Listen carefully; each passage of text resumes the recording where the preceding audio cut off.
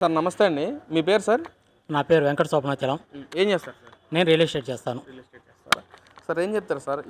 ఈరోజు నూతన సంవత్సరం అసలు 24, 25 మధ్య అసలు చంద్రబాబు ప్రభుత్వం చేసిన మంచి ఏంటి? అసలు డెవలప్మెంట్ ఏం చేశారనుకుంటున్నారు అసలు? ముందుగా ఆంధ్ర రాష్ట్ర ప్రజలకి ఆంగ్లనామ నూతన సంవత్సర శుభాకాంక్షలు తెలియజేసుకుంటూ, మనకి అటు వైసీపీ పాలన కానీ ఇటు తెలుగుదేశం పాలన కానీ ఈ రెండిట్లో వేరియేషన్ చూసుకుంటే, ఆ రోజు జగన్మోహన్ రెడ్డి ఇచ్చిన హామీలు ఏం నిలబెట్టుకున్నాడు, ఏం చేశాడు? అటు ఉద్యోగులకు పిఆర్సీ కానీ, ఇటు విద్యార్థులకు కానీ, ఇటు యువతకు కానీ భవిష్యత్తు లేకుండా చేశాడు. అట్లాగే ఆయన పాలనే విధ్వంసంతో మొదలుపెట్టాడు. అది ఏ విధంగా అంటే మన ప్రజావేదిక కూల్చేశాడు. అక్కడి నుంచి మొదలైంది. ఆ పాలన అంతా కూడా రివర్స్ టెండరింగ్ పేరుతో పోలవరాన్ని మొదలుపెట్టి అంతా పాలన అంతా రివర్స్లో వెళ్ళింది తప్పితే, ఇటు నకిలీ మద్యం కానీ, అటు హత్యలు కానీ, దోపిడీలు కానీ, దొంగతనాలు కానీ పెరిగినాయి. ఇటు గంజాయి సాగు పెరిగింది. భారతదేశంలోనే గంజాయి మత్తు పదార్థాల విక్రయాల్లో ఆంధ్ర రాష్ట్రం మొదటి స్థానంలో నిలిపిన ఘనత అది వైఎస్ జగన్మోహన్ రెడ్డి అని మనం ఘంటాపథంగా చెప్పుకోవచ్చు. అట్లాగే మీరు చంద్రబాబు విషయానికి వస్తే, ఇతను ఇచ్చిన 6 సూపర్ 6 హామీలు సూపర్ 6 అని చెప్పి ఈరోజు వాళ్ళ గుండెలు మీద చేసుకొని నిర్భయంగా చెప్తున్నారు. ఏ ఒక్కదానన్నా మీరు ఖండించగలరా? ఆ దమ్మెవడికైనా ఉందా వైసీపీ నాయకులకి? ఎందుకంటే నిన్న కాక మొన్న వెళ్ళిన అంబటి రాంబాబు కూడా తిరుమల తిరుపతి శుభ్రంగా సుచిత్రంగా ఎంతో బాగుందన్నాడు.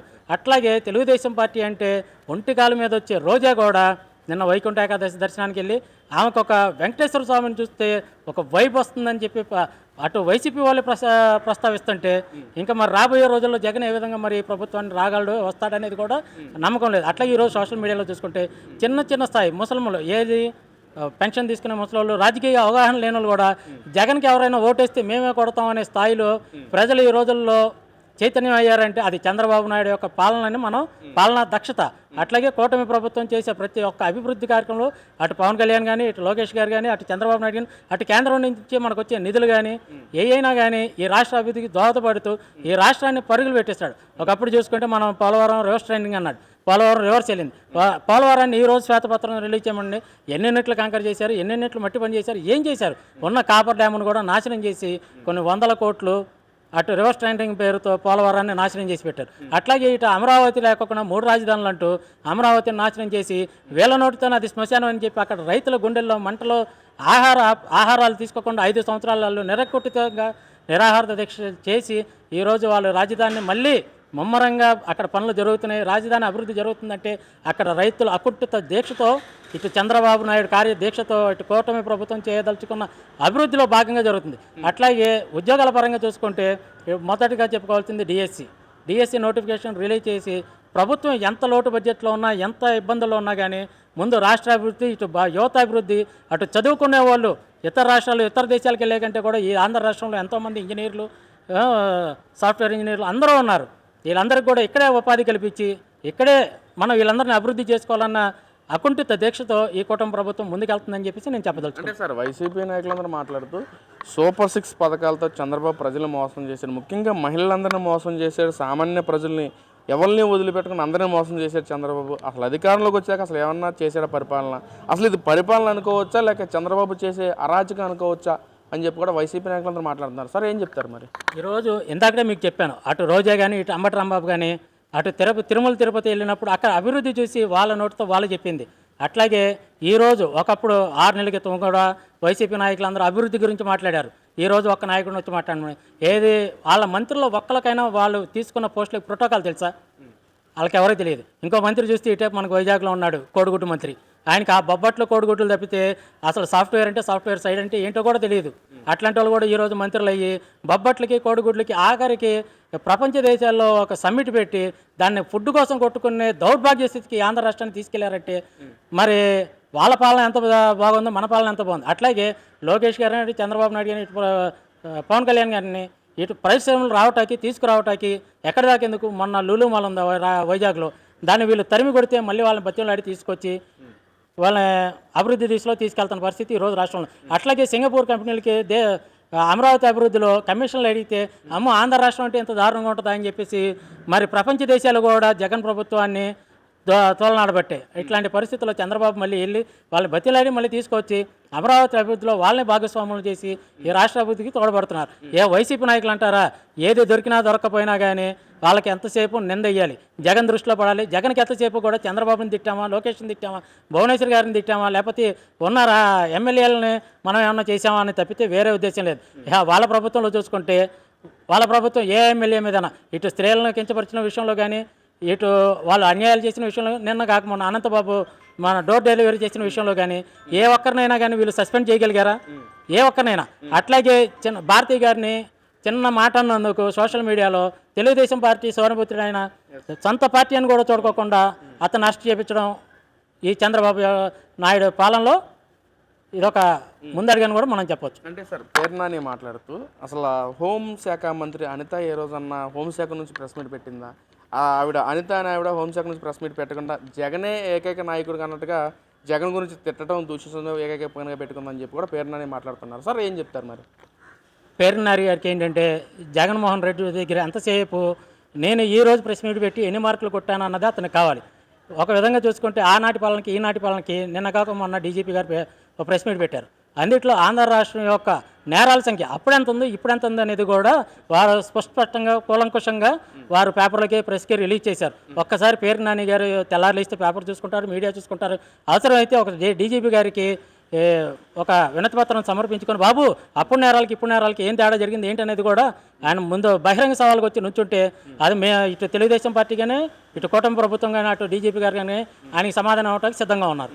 అంటే సార్ మనం జరిగిన జగన్మోహన్ రెడ్డి పుట్టినరోజు వేడుకల్లో కూడా పొట్టేళ్ళు నరికి రక్తం తీసుకెళ్ళి జగన్మోహన్ రెడ్డి గారి బ్యానర్ కంటించడం కానీ, అసలు వచ్చాక మేము అధికారంలోకి వస్తే ఒక్కొక్కటి అంత చూస్తాము, జగన్ 2.0 చూపిస్తామని చెప్పి మాట్లాడటం అసలు ఎలా చూడొచ్చు అంటే అసలు ప్రజలకి వైసీపీ వాళ్ళు ఎలాంటి సందేశాలు ఇవ్వాలనుకుంటున్నారు సార్ వీటిలన్నిటి పట్ల? ఇప్పుడు కార్యకర్తలు అనేక రకాల మంది ఉంటారు. అది పొట్టేలు నరకటం వాళ్ళ అభిమానం అనేది వేరోచితంగా అనేక రకాలుగా వాళ్ళు చూపించుకుంటారు. ఎందుకంటే వాళ్ళ అమాయకులు, వాళ్ళకేం తెలియదు.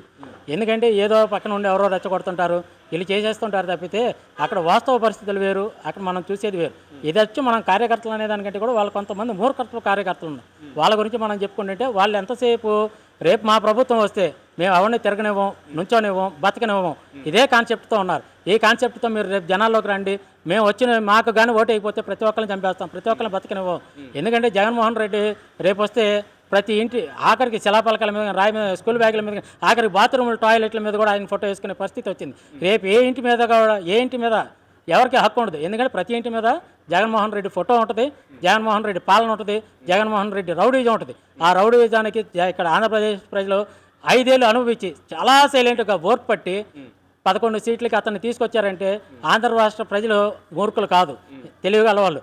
ఎందుకంటే నీ మీద బురదేసి నా మీద బురదేసుకోవటం ఎందుకని చెప్పేసి వాళ్ళకున్న ప్రతీకారాన్ని ఓటు హక్కుతో ఎవరు ఇక్కడ సమర్థులు ఎవరు అసమర్థులు అనేది నిర్ణయించేది ఫైనల్గా ప్రజలు. ఆ ప్రజలకు తెలుసు, ఆ ప్రజలు ఎప్పుడు ఏం చేయాలనేది ఆ ఓటు హక్కు ద్వారానే చూపించారు కూడా. అంటే సార్ గతంలో వాళ్ళు వైసీపీ వాళ్ళు వైనాట్ 175 అన్న మనుషులు ఈ రోజున మ్యాజిక్ ఫిగర్ 88 దాటితే మేము అధికారంలోకి వస్తాం, వచ్చాక ఎవరిని వదిలిపెట్టాం అని చెప్పి కూడా మాట్లాడుతున్నారు. మ్యాజిక్ ఫిగర్ 88 అంటున్నారు. ఏం చెప్తారు సార్ మరి? జగన్మోహన్ రెడ్డి ఆంధ్రప్రదేశ్లో ఉంటున్నాడా? ఉన్నట్లే. ఎందుకంటే జగన్మోహన్ రెడ్డి తెలుసు ఈ 5 ఏళ్ళు కాదు, 10 ఏళ్ళు కాదు, 30 ఏళ్ళు కాదు, ఎప్పటికైనా నేను రాను అనేది జగన్మోహన్ రెడ్డి తెలుసు.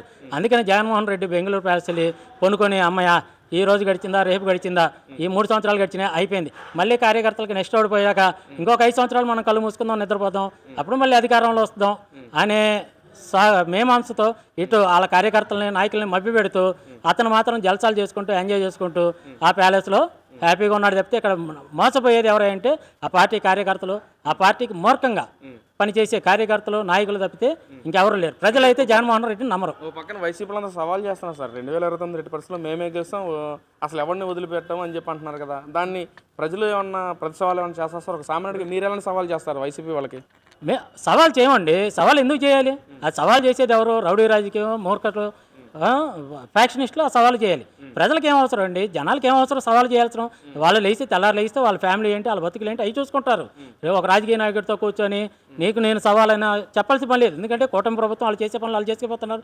ఇక్కడ ప్రజలు హ్యాపీగా వాళ్ళు చేసే పనులు వాళ్ళు చేసిపోతున్నారు. ఈరోజు టాపీ మేసే దగ్గర నుంచి ప్రతి వర్గం కూడా ఆఖరికి సినీ ఇండస్ట్రీ వరకు ప్రతి వర్గం కూడా హ్యాపీగా ఎవరి పనులు వాళ్ళు చేసుకుంటారు. వాళ్ళు అధికారంలో ఉన్నప్పుడు సినీ ఇండస్ట్రీ పెద్దలను తీసుకొచ్చి కూడా వాళ్ళ దగ్గర మోకరించే పని చేశారు. ఈరోజు ఎవరికి అవసరం లేదు. ఎందుకంటే ప్రజలు వాళ్ళ పనులు వాళ్ళు చేసుకుంటారు. సమయం వచ్చినప్పుడు ఓటుతారో వాళ్ళు చూపించాల్సింది చూపిస్తారు. ఎందుకంటే జగన్మోహన్ రెడ్డి వై నాట్ 175 అన్నాడు. జగన్మోహన్ రెడ్డి ఏ విధంగా అసలు ఆ మాట అన్నాడు, ఏ విధంగా వచ్చాడనేది అతని యొక్క మూర్ఖత్వానికి, అతని యొక్క శాడిజానికి అదొక నిదర్శనం. అంతే తప్ప అతను వచ్చేసి మేము ఉంటాం రప్ప ఆడిస్తాం 80 సీట్లు దాటుతాం అంటే 80 సీట్లు మీకు ప్రజలు వాళ్ళు కదా. రేపు 11 సీట్లు ఇవ్వటమే గొప్ప. హ్యాపీగా మీ నాయకుడితో పాటు మీరు కళ్ళగా అంటుండే రప్ప అంటుండండి, జనాలను తిడుతుండండి హ్యాపీగా. వీళ్ళ పాలన వీళ్ళు చేసుకెళ్తారు. మీతో వచ్చి మేము సవాలు చేసి మీతో ఇది చేసి మిమ్మల్ని రెచ్చగొట్టి ఆంధ్ర రాష్ట్రం యొక్క అభివృద్ధిని కానీ దీన్ని కానీ మేము నాశనం చేయదలుచుకోలేదు. మీరు వాక్కునేది పిచ్చికొక్కలా మీరు వాక్కోండి. కూటమి ప్రభుత్వం అలా చేసుకెళ్తారు. ప్రజలుగా మా పనులు మేము చేసుకెళ్తాము, మా కుటుంబాన్ని మేము చూసుకుంటాం, మా బ్రతుకు తెరువు మా పిల్లల చదువులు మేము చూసుకుంటూ ఈ రాష్ట్ర అభివృద్ధిలో కూడా మేము దోహదపడతామని చెప్తాం.